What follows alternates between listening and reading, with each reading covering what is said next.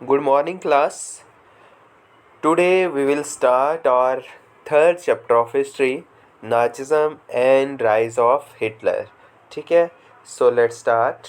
Nazism was an ideology and Hitler was the dictator of Germany. Okay? The ideology which he followed is known as Nazism.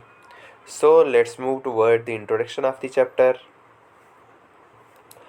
In 1945, there lived a 11-year-old German boy named as the Helmet. ठीक है,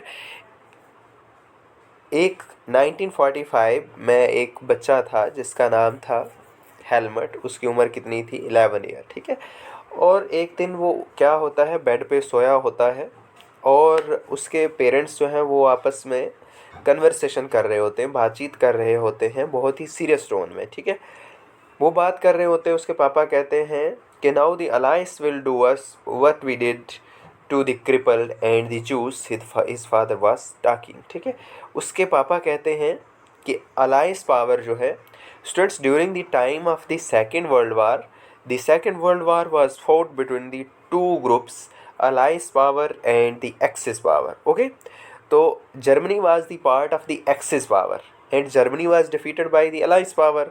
So the Axis power and the peoples of Germany were feared about कि allies will do us what we did to the crippled and Jews. ठीक है, कि Alice भी हमारे साथ अब वैसा ही करेंगे जैसा कि हमने क्रिपल्ड, लाचार और जूस लोगों के साथ किया है. His father was talking. उसके पापा जो है वो बात कर रहे हैं after the Second World War. अब देखो क्या होता है. Helmut father had suicided in his office. अब वो कहते हैं कि whether to kill the whole family or to suicide himself, कि मैं क्या करूँगा, या तो मैं खुद को ख़त्म कर लूँगा या फिर मैं अपनी पूरी फैमिली को ही ख़त्म कर लूँगा. लेकिन अब सेकंड डे वो क्या जाते हैं, जंगलों में जाते हैं, मतलब वहाँ पर के जा कर के अपने पूरे परिवार को लेकर के जाते हैं, पिकनिक मनाते हैं. वहाँ जा कर के सभी जो है ओल्ड चिल्ड्रन सॉन्ग वगैरह गाते हैं. वहाँ से वापस आकर के सेकंड डे जो है हेलमेट के पापा जो हैं वो ऑफिस में जाकर के अपने आप को क्या कर लेते हैं, शूट कर लेते हैं. ठीक है, हेलमेट जो है ये सारा सीन अपनी आंखों से देख रहा था और ये उसके लिए बहुत ही ट्रॉमेटाइज्ड था. ठीक है, बहुत ही शॉकिंग था उसके लिए. सो ही रिएक्टेड बाय, इस चीज़ पे उसने रिएक्ट किया. उसने खाना खाना छोड़ दिया. नेक्स्ट 9 ईयर्स के लिए अपने घर पे उसने खाना नहीं खाया. ठीक है, ये नहीं कि उसने खाना नहीं खाया, बट अपने घर पे नहीं खाया. क्यों नहीं खाया? He was afraid that his mother may poison him. ठीक है, वो सोचता था कि मेरी माँ जो है शायद वो मुझे मेरे खाने में जहर मिला करके मुझे खिला देगी.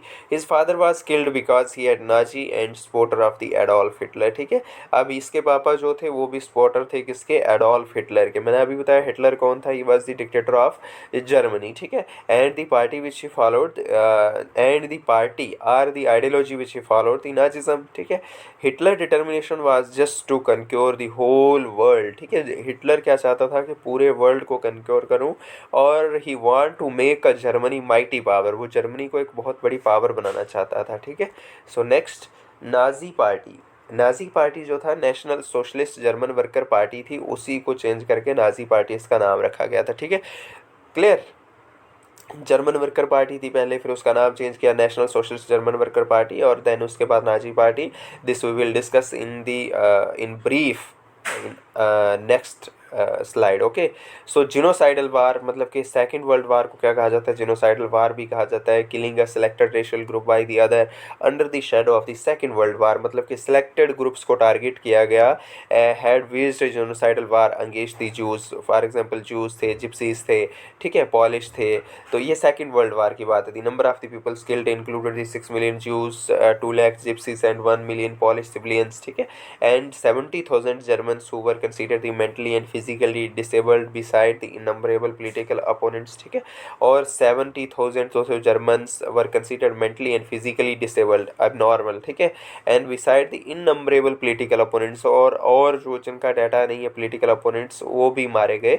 कौन सी वार में? सेकेंड वर्ल्ड वार में. ठीक है, तो इस प्रकार से सेकेंड वर्ल्ड वार जो थी वो डिस्ट्रक्टिव वार थी, इतनी तबाही हुई थी. तो Nazis devised an unprecedented means of the killing peoples. That is why gassing them in various killing centres, ठीक है। नाजीज ने एक नया ही तरीका लोगों को मारने का निकाला था, पुनिश करने का निकाला था। गैस गैस वगैरह भी उन पे मतलब कि डाली जाती थी, गैस में रखा जाता था, तो वैसे भी उनको किलिंग सेंटर में मार दिया जाता था। Then after the Second World War क्या होता है, जब नाजी जो है, नाजी क्या करता है, नाजी ने देखा सेकेंड वर्ल्ड वार जो है जैसे एंड हुई, तो नाजीज जो थे, स्पेशली जो हिटलर था, हिटलर क्या करता है अपने उसके एक मिनिस्टर थे, प्रोपागेंडा मिनिस्टर, उनको साथ में लेकर के एक बंकर में जा कर के बर्लिन में क्या कर लेता है, अपनी फैमिली के साथ सबको ख़त्म कर लेता है, ठीक है। देन उसके बाद क्या किया जाता है कि इतनी बड़ी डिस्ट्रक्टिव वार थी सेकेंड वर्ल्ड वार, तो जो भी इसमें दोषी हैं उनको क्या किया जाए, पुनिश किया जाए। तो उसके लिए क्या किया जाता है, इंटरनेशनल मिलिट्री ट्राइब्यूनल बनाया जाता है, ठीक है। एक कोर्ट जिसको आप बोलते हो, ठीक है, वो बनाया जाता है, एक बॉडी बनाई जाती है, और उसमें किसको पुनिश करना था, नाजीज को पुनिश करना था। तो after the Second World War the Allied power formed an international tribunal at the Nuremberg to punish the Nazis war criminal, ठीक है। नंबर्ग फ्रांस की एक सिटी है, वहाँ पे बनाया जाता है, और किसको पुनिश करना था, नाजीज जो कि वार क्रिमिनल थे, क्रिमिनल्स ऑफ द ह्यूमनिटी, ठीक है, क्रिमिनल्स ऑफ द पीस। तो Nuremberg tribunal sentenced only the 11 leading Nazis to death. सिर्फ इसने कितने लोगों को सज़ा सुनाई, 11 लीडिंग नाजीज को मौत की सज़ा सुनाई, और कुछ अदर लोगों को जो है वो उम्र कैद की सज़ा सुनाई, ठीक है।